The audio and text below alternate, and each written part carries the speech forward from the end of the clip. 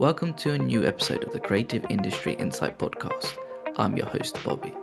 Today, we welcome editor Scott D. Hanson ACE, who joins us to talk about their work on Born to Bowl. Scott will talk us through getting the right balance between the bowler's story and the competitions they are competing in. Please be warned there are heavy spoilers in this episode. Now let's jump into the conversation with Scott.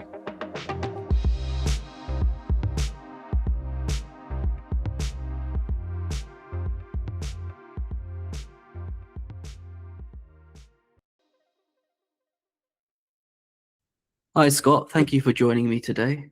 Happy to be here. Thanks for having me. We're here to talk about Born to Bowl, which has recently come out on HBO here in the UK and also in the States. Before we jump into the project and the nitty-gritty, how have you found the reception to the docuseries?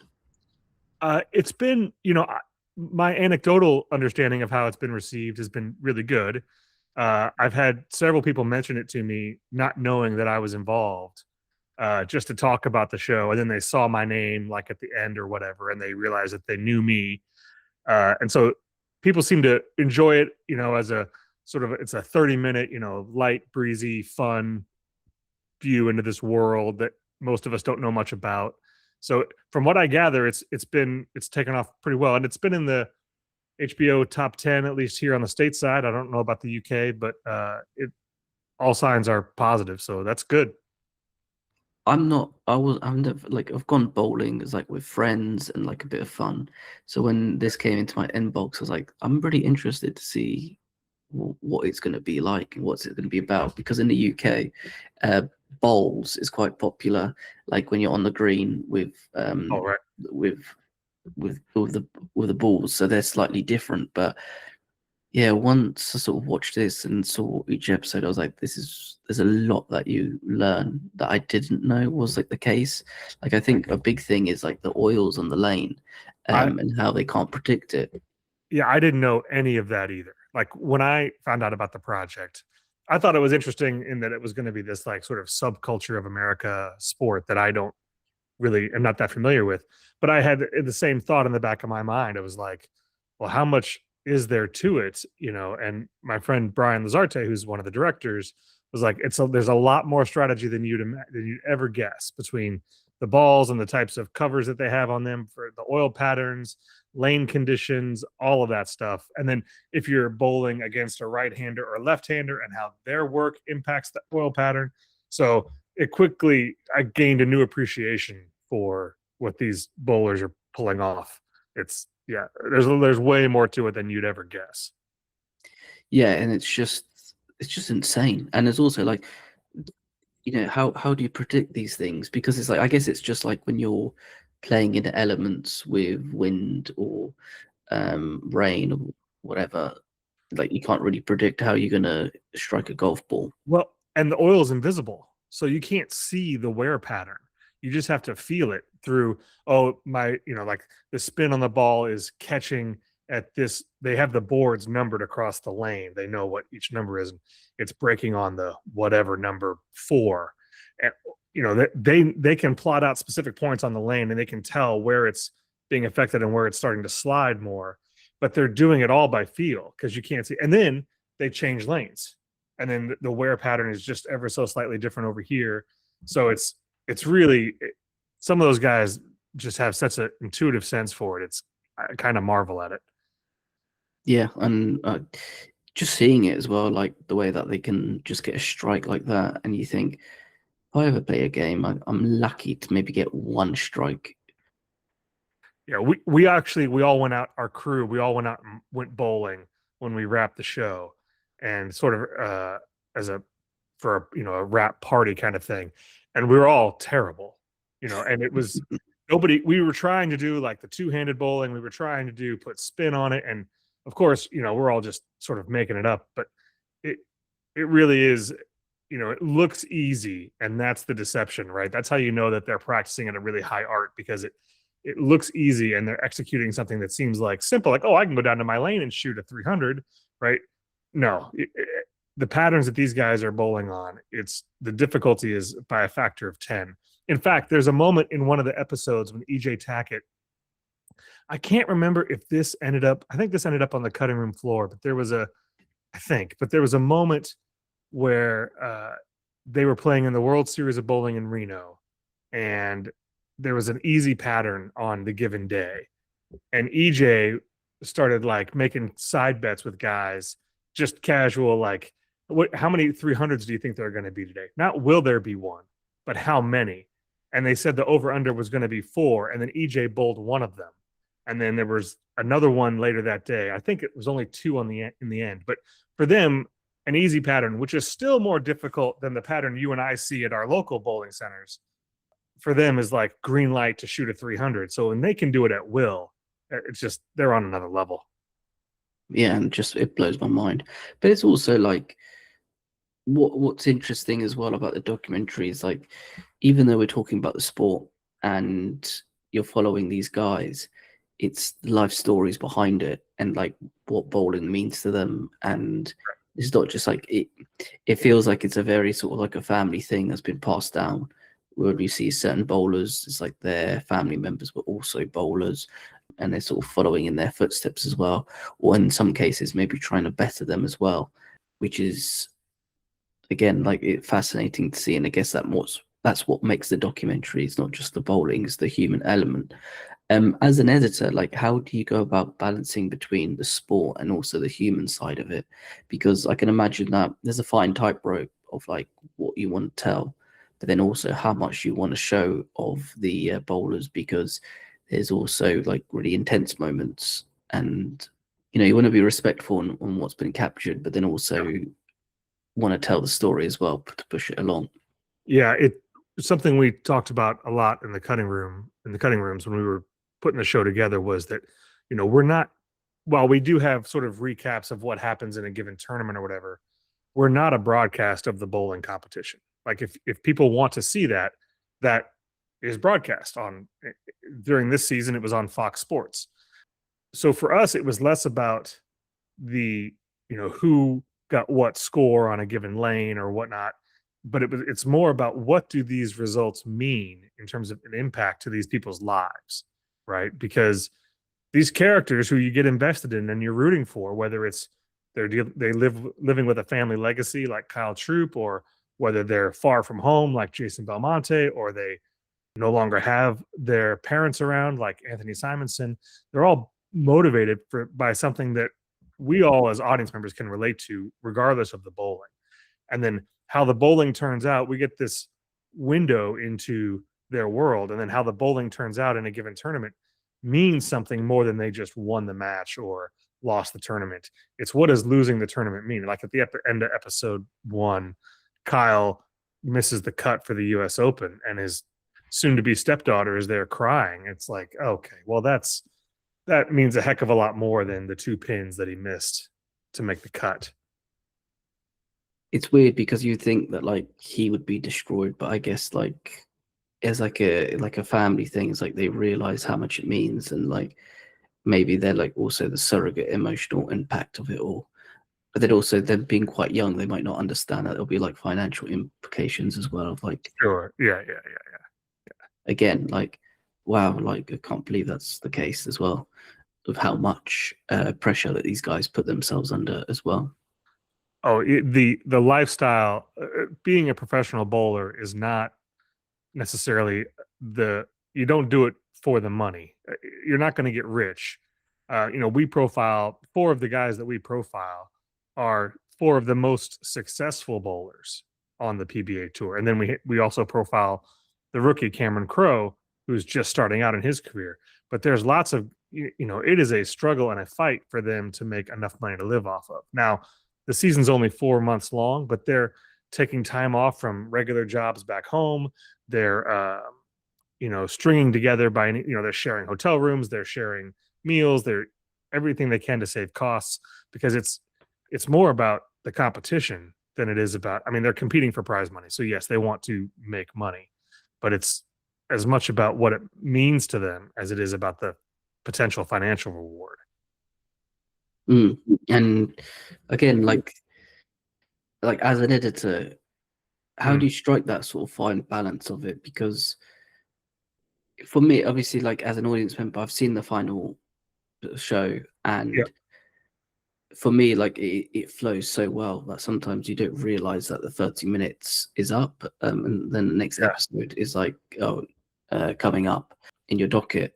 But as an editor, how do you think about how the episode's going to flow? And was there always like a time limit that was in mind that you need to make sure that you hit 30 minutes? Or is it a case of you need to tell the story, you create the body of the story, and then if it's over a certain time, that's when you start sort of dissecting it a bit, That's and right. then to create the final form? Yeah, that's right. Our thinking in the very beginning was it's it's about characters, right? It's just like any sort of narrative drama or other form of storytelling. Who are the characters? What do they want? Why do they want it? How far are they willing to go to get it? And as an editor, we were collecting and building their stories, whether it be through seeing their life at home, their life on the road, in the tournaments, sort of off the lane stuff, to get to know them and find out where were the pressure points for them in the season, what were the moments that meant the most to them, and realize, okay, this, yes, the episodes were always going to be 30 minutes, but it was a question about how to distribute these characters and their stories across those 5 30-minute slots. Because if you want to, you can think about it like a 2.5 hour documentary. So who to prioritize when? So obviously the first episode is all about Kyle Troop and Cameron Crowe. Primarily, you meet everybody, but and so it was more about what is going to help the audience get invested early and stay there so that they are curious about what happens next and what causes the cause and effect that happens with their success or failure on the lane. So we would distribute that across the 5 episodes, and you realize pretty quickly, like, okay, we need to sort of wrap this character up, in episode 4, because in episode 5 we're coming in for a landing. So it was more about plotting out the stories of the individual people and then shaping it to fit within the limits that we had of the 5 30-minute episodes. It was Okay. not, there was no like prescriptive format, right? Like, some reality shows or other unscripted shows might have a format of like, where it's like, oh, this is the setup, but then there's the twist, and then there's the payoff, and it lands with a tag and a button at the end, and everybody laughs. So there was no sense of that. We were just telling the story that and the things that mattered that we needed to tell to convey it, not to check off of a list. There was no sort of formula approach at all. Okay, because I think as well, like when you're working on something that has a number of episodes, it could become a bit formulaic in terms of just like, how are we going to tell this story? Are we going to tell this spoiler story? Because if you have 2 in one episode, then it's like the next one's like, okay, build it around this event, but then their story might be similar. But And I think we had a plan in the beginning of thinking, like, I think even in the very, very beginning, each editor sort of had their own episode that they were going to sort of like, you know, handle. And it ended up that we were moving things around between episodes so often just because everything was flexible, because the season was unfolding still while we were cutting. So it was all about, okay, let's rearrange this now, because we've developed a storyline that we didn't think would happen that's going to be even stronger for this character. So let's condense this other storyline that we've elaborated on. We'll condense that. So it's the metaphor that I always use when I'm talking to producers or directors or other editors is it's an accordion, right? And you can open things up and collapse them down depending on what the material is giving you. So initially there was a sketch of an idea of like, oh, we'll talk about this person here and this person there, but that's a plan to give you a start. And once you're started, then you have to be ready to pivot and be flexible, because the story is going to live a life of its own. It's going to take you to places that you could have never planned. yeah, and I like that analogy of an accordion because, again, great instruments. But the way that you could just sort of pull it apart and Yeah. push it together, and whatnot. But I guess as well, like having Like that's probably the fun part about a documentary, is that you can play around with it structurally so much more, because there's so much footage that's probably captured that when you're going through it, there might be something that somebody picks up later on, or you might have an idea that somebody says something, about, oh, let's say a specific ball, because they talk to distributors and people who provide them as well. They could say something specific in the episode, and then you can find footage, and then you're like, perfect. This is going to link back to something that they said earlier about weight of the ball, for example, or the way that it distributes on the oil lanes. Yeah, well, there's an example of it too, where I think it was during the World Series of Bowling, I think, where Kyle Troop has a ball that cracks on him, and he has to continue to bowl with this ball that has a gash in it, and that moment by itself is like, oh, well, that's significant, and I guess that means something. But when you pair it with the knowledge that you have from the previous episodes about ball reps and their relationships with those guys, and how some of the guys have good relationships, some of them are more contentious, that informs that moment at the tournament when he's got a bowl with a cracked ball, because it's not just that, it also is going to impact his relationship with his ball rep, and we'll have a feeling about that character now as well. So there, it has a residual effect when you can compound that story knowledge, and it can all sort of land in these smaller moments that by themselves might have been throwaway, but if they're sort of at the end of the sentence, as you will, then it means so much more. We also had moments like where Cam oversleeps and almost misses the start of his match, or he does miss the start of his match. And, that was an example of something in the part that's fun about documentary, is like, well, how can we tell this story visually without being there in his hotel room the day that he overslept?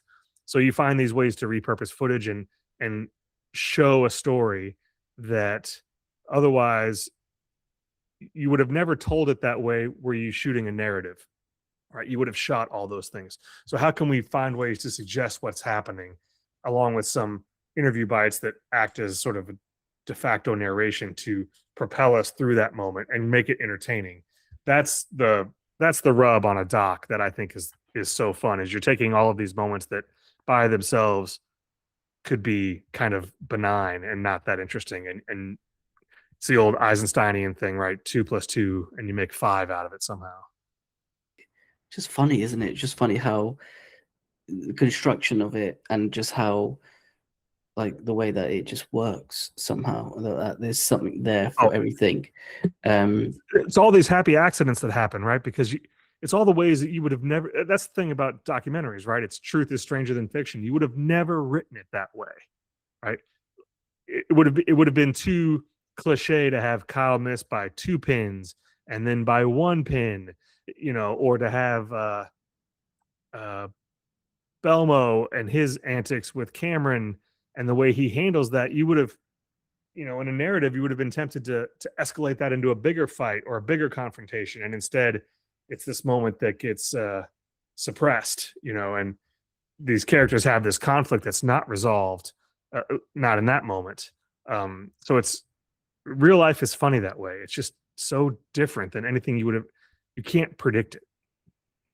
Yeah, and also because you're like dealing with real human beings and whatnot, it's just, people are so volatile as well. So you can, I don't want to say play on it, but like you can see that there's always, because they're in such a competitive atmosphere, that they're just going to wind each other up, because it's like the more you wind someone up, either they're going to play really well because they're pissed and they're just going to take it all out on the ball, or they're just not going to concentrate and they're just going to be off. And fine margins, you lose by a couple of pins, you don't make the cut, and like that's heartbreaking, because it's like, I think we've all been there with fine margins, and playing playing in games and whatnot, especially if you're like being competitive against friends. I don't know if you ever played like poker, and Oh, sure. you've got a hand where you think you've got a flush, but then somebody's got a royal flush, and you think, Yeah. damn. Oh, I mean, yeah, I shouldn't have lost that hand, right? Or, I mean, Yeah. it happens in life, even outside of sport and games, right? Like, life is unfair and it's hard. And so, this show, right, which, is this examination into this little subculture, But it's the reason I think people are connecting to it is because they can relate to what these characters are going through, in terms of what's at stake with the bowling and what this means to them. Because we all have these things in our lives that we want to be better about, right? Whether it's living up to the legacy of our father, or whether it's our relationships with our families and our wives, or our aspirations for our careers, or what have you. Everyone can relate to those struggles and those challenges.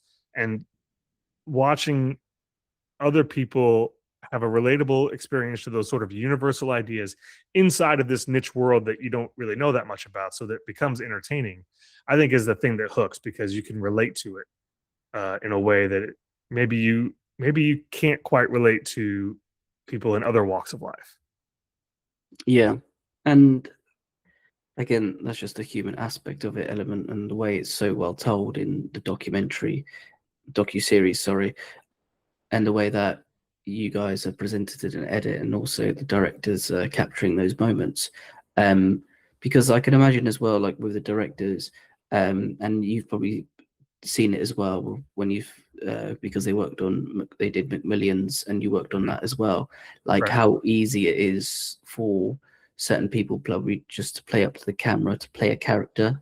But I think here it's like, even though you have certain character traits of people, I also feel like it's actually them in real life and not necessarily them just putting on like an act. Yeah, I think there's some self-awareness when the shooting starts for those guys that are the subjects, but there's enough cameras around them, especially in today's modern life with iPhone cameras and everybody's posting things all the time. They have a degree of self-awareness, but also once they get used to the cameras there, and you can kind of see it in the footage, like when they start to relax a little bit more and they've become more comfortable with the cameras there, they might break the fourth wall and talk to the camera operator, or they might joke around a little bit more, and their guard drops because it's become part of the environment.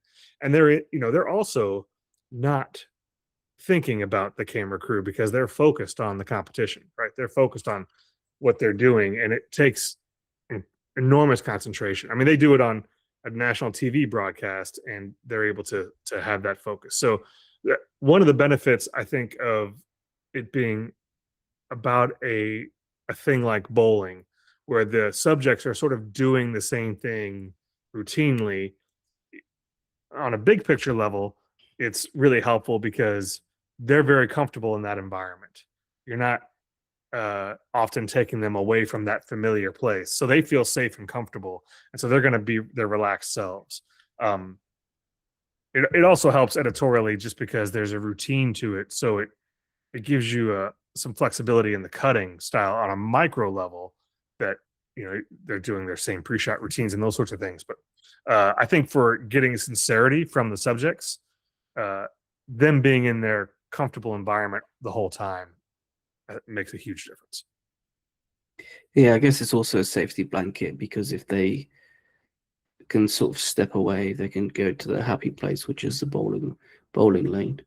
Yeah, that's a really good, like, sort of like giving that answer. I quite like that. And it's quite interesting as well, like just the way that they, now I'm thinking about it, is like the comfort levels and how it changes throughout uh, the the series. Um, what I'm also curious to know about, because there are a number of other editors Yes. on the show. You have Will Simpson, Rick Malevsky, Brian Lazart, and Benedict Casoulas. Hopefully, I've pronounced all Yeah, of that. let me help you with those. So Rick Maluski and Benedict Casoulas and Will Simpson, and then Brian Lazarte is one of the directors, but he's also an editor. And then James Lee Hernandez is, of course, our other director. Brian is an editor in the earlier part of his career. In fact, that's how we know each other. Is we both worked on a show for HBO years ago called Sonic Highways, and that's how we met. And then we all worked on, or I joined them on McMillions, and then the whole team was here on Born to Bowl. Uh, and some of them I've worked with either James or Brian before as well. So it was a good group, and it was very collaborative, which is, you know, one of my favorite ways to work is when you have a team and everyone's kind of, initially we had this idea that we'd each have our own episode, but that went away. And pretty soon we are passing sequences and scenes back and forth uh, pretty interchangeably. And everyone was open and collaborative and willing to do and down for the cause in terms of what that meant. You know, you might not have the same sense of ownership you might have in a typical way, but collectively we're all very proud of how it turned out. So it was definitely a huge team effort because it was a mountain of footage and a lot to figure out. So we needed everybody. When this is because I was curious to know how like the workflow worked, because you were saying about like having the team all together. I can imagine that, like, because it's such a collaborative process, and you're saying at first people might have their own episode and have their moment to shine, but when everybody's sort of chipping in on each episode, how does that work in terms of like people's style of editing and also the storytelling? Because like I can imagine that each person has their own. Everyone's got an idea. Yeah, everybody's got an idea. They've got a way of looking at things, but then also somebody looking at it in a different way can actually spark another idea in yourself as well. Yeah. So you've given me a great opportunity to mention a couple of other people that were key to this. So we had two story producers, Jordan Bogdanovich and Amy Chafin, who also helped with sort of guiding from a big picture point of view, along with Brian and James, of like, this is the story we're trying to tell. And then it breaks down into sort of these sequences or these ideas, and then passing those sections off to various editors. All of that was traffic copped and managed by our assistant editor, Corrine Pickett, who did all of that from a sailboat. Remote work, amazing things happening in amazing places. And so the reason we started off feeling a sense of ownership over episodes, the only reason that was even an idea in the beginning, was because we staggered our starts. So first editor came on, then a couple weeks later this next, and then a couple weeks later the next. And so by the end, after 6 weeks, we're all on and we're all working. But so while in the beginning we were staggered off, episode 1 was further down the line, episode 2 was getting a start, episode 3 was getting, the footage was getting broken down.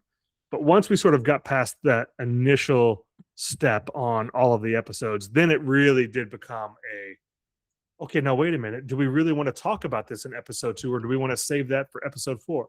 Or do we want to explain oil patterns? Because we want to do it at a point where that knowledge is going to mean something inside of the character story we're telling, because we had these sort of interstitial issues that we sort of had to explain to the audience, and you want to do them in a way that they're paired with a story that you're invested in. So whether that be the oil patterns or the way the ball reps work, or the way the tournament schedule works, or the season, etc. So that's what drove a lot of the moving things around. And then it was often just a case of momentum creatively. I've been in this headspace on Kyle Troop for quite a while, so why don't I take a stab at I did sort of a lot of the initial stuff of Kyle, in that first episode where you meet him and he's, our first character that we're meeting, he's talking about his meat sticks and his sponsors and his health routine. And then later we meet his dad and we get the story about his mom. I sort of built all of that in one effort, all the way through telling his whole story. And then we realized, we may want to break up and introduce Guppy later, his father. And we may want to tell the story of Guppy's marriage and Kyle's mom a little later, when it helps magnify the stakes of why this bowling thing matters to Kyle so much. Because if you do it all in the first episode, you're not going to remember all of that when you get to the 5th. So how do we want to break this up? And that's where Brian and James, that's where everyone weighed in. It just depended on, what characters you were spending your time with. And then that would help inform, because you could, as an editor, I could say to Brian or James or Jordan or Amy or whomever, hey, we all know that these are the key points of Kyle's story, but there's a moment where he does this thing looking through the photos and sees his mom.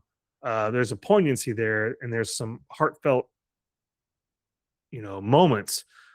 we that's an opportunity we don't want to just fly by. That's an opportunity for some dramatic meaning.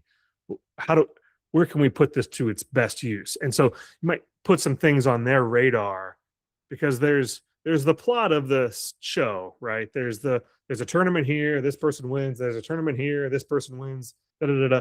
And that's sort of the structure that you kind of hang everything on. But what it means and why we're telling those stories is the thing that we have to make sure is there, and it's not just a story explained about the tournament, the season of bowling, but a story well told. You know. Sorry, does that answer your question?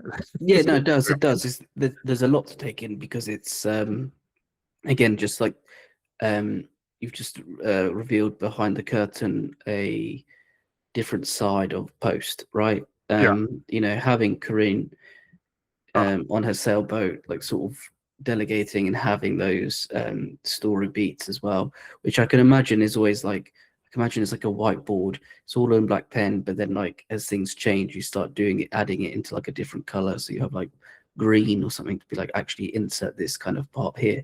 But then also it's just a juggling act between everybody, and like how you could have someone who starts earlier would be working on something, and then the traditional structure, should we say, is that everybody gets an episode, Right. but then it kind of like goes out the window once everybody's sort of getting involved and thinking about ideas. But then also there's a reason why everything's been put in a certain way, or how you should be putting it in.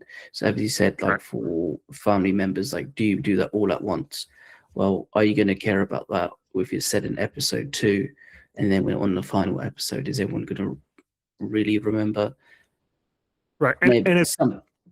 yeah. Sorry, And then no. I was just going to say, and in those first 30 minutes, right, of which happens to be episode 1, right? In those first 30 minutes, do you want to spend all your time talking about Kyle? Well, no, we've got to meet other people. Okay, well then, do you want to condense Kyle to the point where you get through everything super fast? Well, no, there's a lot of gold there. There's a lot of great stuff that we want the audience to get to know him and go on this journey with him. So then we need to spread that out. Okay, well, how and where do we want to break that up? Are there points in his story that can be turns, that can act as sort of like soft act breaks, or things that can be sort of short chapters of his story that we can spread out? And then do any of those short chapters happen to align thematically maybe with a chapter from someone else's story, right? And you put those two together, and then it becomes more magical. I think 3 of the guys are literally born into bowling, right? EJ, Kyle. Well, I guess you could make an argument for all 4 of them were born into it in different ways, thus the title, I suppose. But you put, these guys are pretty different, but they have some common ground, and it's not just that they're bowlers. It's like their upbringing and things like that. And you put some of those things together that you might not normally have considered on paper, but when you put it together, and it creates this, I don't know how you explain it, but it's the 2 + 2 = 5 thing. It becomes somehow more than just the literal. It means more. So when you're pairing up, think of a good example here, like Kyle's home life and the family that he's building and then you compare that to, I don't think we'd put these two next to each other, but if you compare that to Anthony Simon's story of his home life growing up, and that he's lost both of his parents, like that's created 2 very different bowlers, 2 very different people, right? But yet they're competing against each other. So there's contrast you can draw, there's comparison, all the classic dramaturge kinds of things. Sorry, I'm rambling, but that's the magic of some of the documentary stuff. When you can be flexible and you're not on a formatted show, you can play to those strengths. And I wouldn't apologize for rambling, because it's interesting.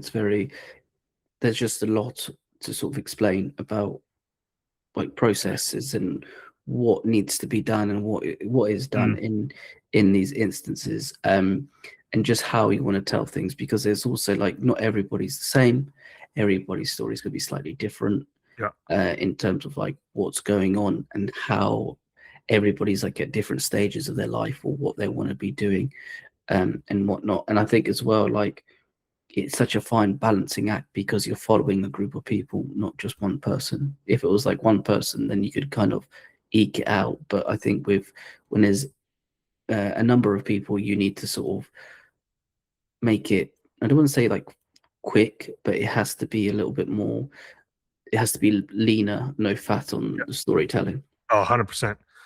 Everyone prizes, efficient, tight storytelling, good, that's well paced with moments to breathe, right? So you can sort of take in the reflective moments that happen. But, this is a lighthearted show. This is meant to be fun, entertaining, comedic tone to watch. And yes, there are moments of heart and we want to earn those, but you don't want to overstay your welcome, especially in something lighthearted. You want to leave the audience wanting more. And it's watching the episodes back as they've come out on HBO. It even catches me like, oh my gosh, we're already at the end. It's nice to see that that pace is seems to be working well when it's just 30 minutes long. But when you're in the middle of cutting a project, it's 10 hours or 12 hours long, depending on how long the day is or whatever. Right? So you're just seeing it all repetitively ad nauseum. And when I sat down to watch the show just on the couch, it was the first time that I sort of had like dipped in and dipped out for like just 30 minutes. And it was interesting to see how much story, is actually in those 30 minutes, even though it moves pretty quick. So that was something that was the goal, right? Was to have a tightly packed, quick, keep the momentum, keep it rolling, and don't let anything get flat or stagnant. And I think you can tell that as well. It doesn't. It does feel quick, and as I said, those 30 minutes go very quickly, and you just think, "Wow, Thanks. here's the next episode," and you want to take more of it in as well. Narration is present in the documentary, Mm-hmm. And that is another driving force in how a story sort of progresses. It feels those moments of silence or sort of those sort of explain certain things as well. Was the narration always part of the story, or was that something that came in slightly later on because it had to have someone there to explain what certain things meant or the history behind parts of bowling? Yeah, there were, a lot of us come from a school of not wanting to use narration because sometimes people will suggest that can be a crutch and then that can be an easy way out of getting through something. We realized early on that we were going to need narration just because we had some logistical things that we had to get established, whether it be the schedule of the PBA tour and how it works or how oil patterns work. And trying to get all of that out of the natural sound bites of interviews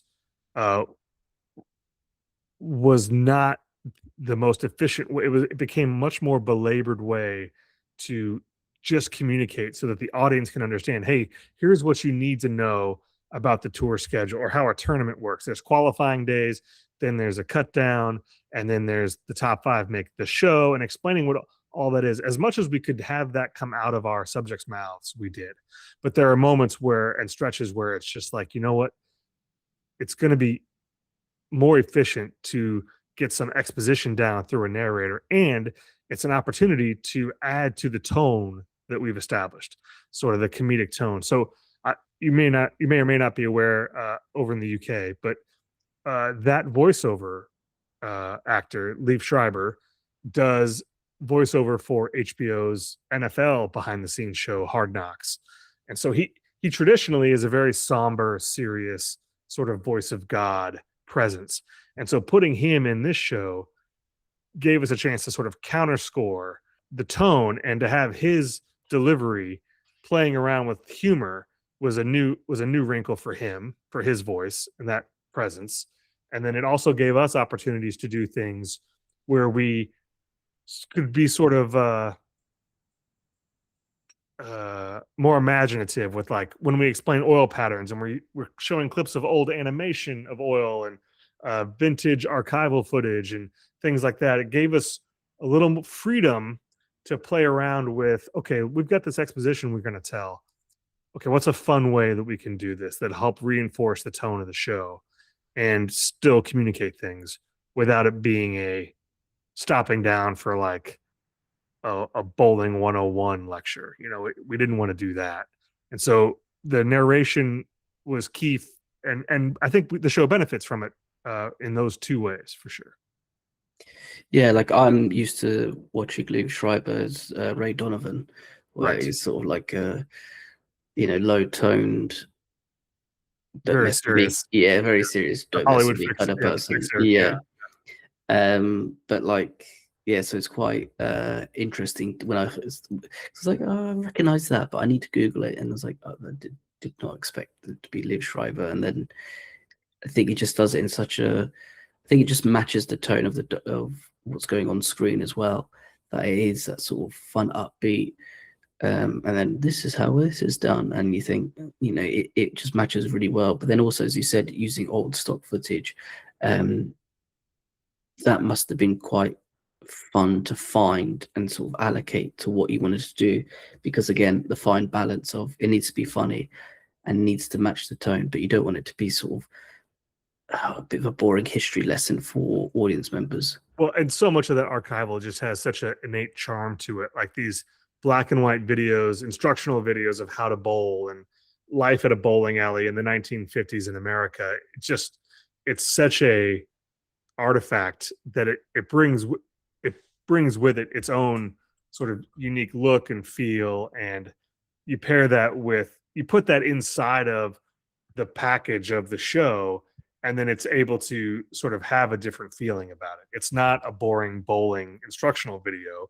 It's a glimpse into the past that sort of shows us how different the world was when they're all dressed formally and very nice. And then you go to today and they're wearing these wild outfits and the crazy pants and all those sorts of things, and how much things have changed. It serves as a great contrast too. So there's opportunities for humor with all that. And then of course the sort of, cutaways to animation, or there's so much bowling lore, especially from like the 70s and before, when bowling was a much bigger sport. It was on TV every day, every weekend before football, and it got the higher rating. Like, it was the lead-in sport. So we have this era of material where there was a lot of bowling. Like, TV shows, comedies would have their characters go bowling. The Flintstones famously bowled. Bowling leagues were Laverne and Shirley bowled, like all these people. And that's, it's simply not as common today. So it was an interesting thing to go searching for, because, you're searching all of these subjects to see if they ever did bowling. It's a little like you're searching backwards. You're looking for bowling content no matter where it comes from, whether it's the Superman movie or like, it shows up in the funniest places that you would have never thought to look. So it was always a delightful surprise, like the old commercials, the Miller Lite commercials, all that sort of stuff. Yeah. I wonder as well if they were like looking at those sort of things and being like, this is how bowling actually works. They should change it up a little bit. Like, can we use this because it's historically accurate, or are we going to use it because it's just funny at the moment? Oh, I think mostly it was to be illustrative of tone. Occasionally, if we had something we had to explain really accurately, we would do an animation. Like, again, not to keep bringing up oil patterns, but we had a graphic animation that laid over the lanes to show you what the oil pattern would look like on a lane. And so when it comes down to like literally explaining it, we might do something like that to make it for clarity's sake. But for entertainment purposes, everything else was on the table as, how can we make this, if we're going to deploy some of this footage, let's deploy it in a way that's fun and engaging for the audience. And people have, audiences are going to have varying degrees of familiarity with it, right? Some people are going to know Kingpin, some are going to know Big Lebowski, some are going to know the Flintstones. It all it's a wide audience kind of subject. So any way we could expand the audience and do it in a fun, entertaining way. That all that was on the table. And yeah, I can imagine as well that'll be quite fun, but then difficult at the same time. I've just got two more questions to ask. Sure. For my penultimate question, what was your favorite scene to edit? Ooh, man, there's some good. My favorite. It was the first thing I cut on the show was Kyle Troop's entrance in episode 1 when he parks. We do that big super tease and we sort of set up the whole season and stuff. And then we land in a parking lot in Maryland that's empty in the winter. And he gets out and it's like getting dropped into the sort of minor league sport life and just watching them go into this bowling alley that's in a strip mall that you would have driven past 100 times. And Kyle's there to do a very serious thing, but he's lighthearted. He's like, "Do you want a meat stick? It's from my sponsor." Like it's so genuine and authentic. And it just like it endeared me to him immediately. So I spent a lot of time on Kyle Troop stuff. And so I think, getting more familiar with him, that was probably my favorite stuff. He's also so comfortable in front of the camera. I mean, they all were pretty much, but he just has a great disposition. I just got a kick out of him. So that I would say that probably. Solid choice. Solid choice. I think again, it's like asking who your favorite child is by or saying what your favorite scene is to edit or work on. I will also say I do now you made me think about it.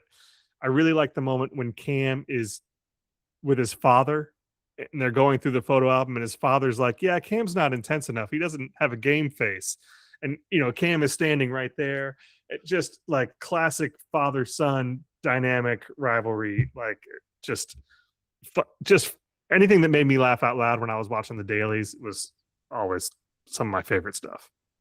I think as well, like I guess if stuff like that makes you laugh out loud, it's also like I'm going to slip this in, and then I wonder how many times it can still make me laugh, and the effect of like what they're saying on screen. Yeah, I have to. All editors, anyone that's done this will tell you they have to find ways to sort of stay fresh to the material and remember that first reaction. And I'll do things like I'll play it on the TV in my living room and go stand in my bedroom and watch it through the doorway, or I'll watch it on my phone, or I'll flop the whole sequence and watch it that way. Anything to make it stand out and be fresh, because I will remember that, okay, this made me laugh, and just trust that is true. And if the charm can stay and last through, and it did in many places, because the people are so interesting and compelling, that the charm lasts. It doesn't dry out, especially because it's real. Like if you were doing jokes where you're like, okay, is the timing on this joke landing? Like if it's a comedy scene, like in a scripted thing, you're trying to create that rhythm and create that feeling and create that moment, and then it might grow stale over time. But if it's something that's happening in verite footage that's candid, like it generates that smile every time. And again, I think if you probably allow yourself to think, like go back and forth with those scenes as well, and giving moments to breathe and thinking, actually, yeah, this still makes me smile, this makes me laugh, and that you have to keep this in. For my final question, I've adopted this from a documentary director. Is there anything that you want to add that I didn't ask, or is there anything you want to ask me about the show? Oh, let me think about that for a second. I don't know if there's anything I want to add that you didn't ask me about. I'm kind of curious if you became a fan, or if one of the characters in particular became a favorite, not a scene, but of a character of those 5 bowlers. Was there one that you found the most interesting, or that you related to the most, or that if you had to pick one to be a fan of in bowling, which one would you choose? This is one where you have to pick your favorite child on this one. Yes, please pick your favorite child. I would like to know which is your favorite child. You know what? I'm gonna go with Cameron Crowe. Very good. I do like Kyle Troop as well, but I think I guess like Cameron Crowe being that sort of younger guy on the block, there was something sort of like, I don't want to say like it's not fresh, but like there's something like his enthusiasm is awesome. Yeah, and I think that's what it was. It's like maybe there's like a slight naivety to it, and he's just like hasn't been burnt down like other people. Right.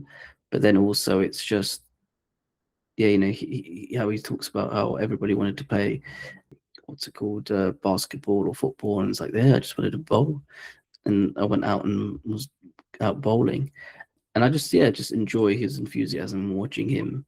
I love on that camera. moment.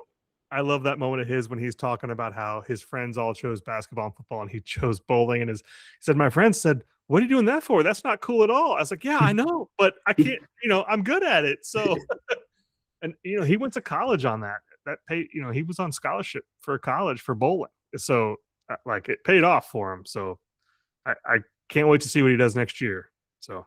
Yeah, and again, crazy that he managed to get through college and bowling. But yeah, I guess that's, anyway, we'll do, Scott, thank you so much for your time today. Bobby, this is an absolute pleasure. It's fun to talk about the show. Thank you for making the time to talk to me. I have to say thank you for making the time, but then also shout out to Jackson for organizing it all for us. Yes. Born to Bowl is streaming now on HBO Max here in the UK and also probably around the world as well. Go out, watch Scott and his team's amazing work. Thank you again. Thank you. You take care and bye-bye now. Okay, bye-bye.